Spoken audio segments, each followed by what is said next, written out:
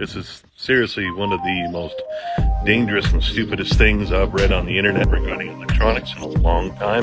It's a common misconception that water fries electronic. Well, as a technician of 25 years, it fucking does. Now, in the strictest sense, I guess in prime conditions, no, water will not fry electronics.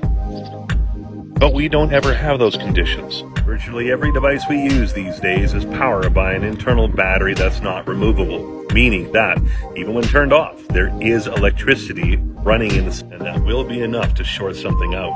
Some of you have postulated that perhaps they were using distilled or deionized water.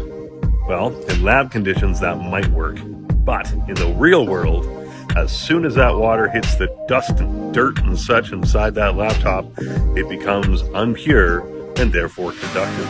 And regardless, all of you are forgetting about corrosion.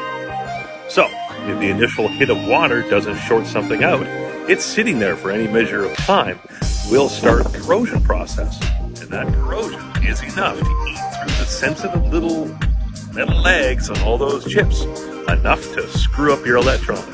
So no, absolutely not in any way, shape, or form is water safe for your electronics, no matter the conditions. And as for this hydro dipping, some of you have said, okay, maybe it's mineral oil and maybe a type of propofol.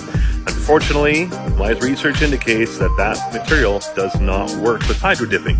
It will destroy the actual graphic prints. Oh yeah, our friend there would have been doing it in water. Water damage is completely hit or miss. I've had laptops and phones literally dropped into a lake.